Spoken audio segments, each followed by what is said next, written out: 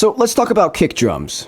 I hear so many bad kick drums in songs these days, and let's talk about how you can get a kick drum to sound really good, really fast. All right, we're inside of Ableton Live, and I'm just gonna take a random kick drum that I found right here. Let's put it into my drum rack here. That's what it sounds like. So first thing we're gonna do is, I'm gonna make sure that the volume on this is good, okay? This is loud, but it's not exactly where I want it to be. So what I'm gonna do here is I'm just gonna go ahead and boost this up 5 dB. Yes, I'm quite crude in my technicalities, okay? So I just boosted this 5 dB. Now I'm gonna go ahead and I'm gonna crop this kick in on the sampler because I don't need all this tail for what we're gonna do here. So now it's a little bit short. Now I like this, it's punchy-ish, but it's not exactly right. The way I like to do kicks is I'm gonna start transposing this kick drum down so I can create some lower frequency information here. So let's go ahead and transpose this down 4 semitones. 1, 2, 3, 4. Oh, look at that. By doing that, we created a little bit more punch and we created some nice low-end belly to this kick drum. Now the kick drum has some depth to it. It's got some substance. And all we did was transpose it down 4 semitones, right? Now, as you transpose a kick drum down, it's going to get longer, right? And I will demonstrate this by taking this -4 transposition and turning it to a -10. Notice how long the kick drum's tail is now. As opposed to, you see it gets longer and longer. So what I'm trying to say here is the more you transpose it down, you need to make sure that you're cropping the kick drum accordingly inside of your sampler. Now let's go to the EQ. Let's shape this sound. I can give it some high end, which I don't want to do. What I'm actually going to do is I'm going to crop out this high end. I'm just going to roll off this high end. I'm going to roll it off at 1.6 kilohertz, right? So we're not getting any of that high end. Next thing I'm going to do is I'm going to go ahead and turn on a low cut here. So now this kick drum is not going to play anything below 29 hertz.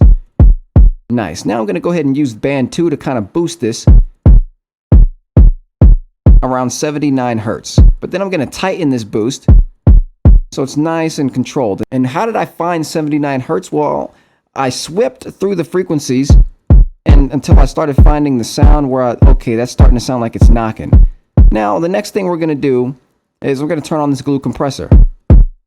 And this is going to give us a little bit of clipping and it's going to give us some makeup gain, so it's going to make it a little bit louder. Go ahead and turn on this glue compressor. The threshold is at 0 and the makeup gain is at 3. So every time the kick drum hits above 0, it gives it a makeup gain of 3. So I've effectively boosted the gain of this kick using the utility 5 dB up, and now using the glue compressor another 3 dB up. I went ahead and transposed the kick drum down -9 semitones, and I cropped the kick a little tighter.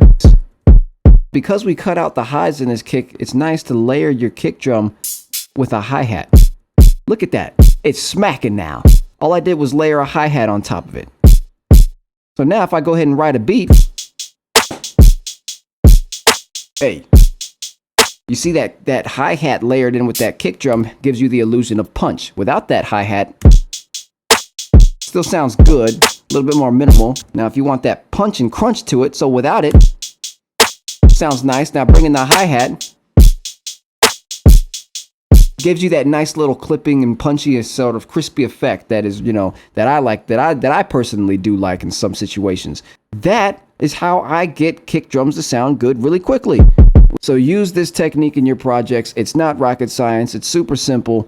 Pitch your kicks down, crop your kicks tight, EQ them, okay? And this is why I also recommend doing these critical things in headphones, because 95% of you are working in rooms that are not perfect, including myself, that are not acoustically perfect and appropriate for doing technical, critical work on a project.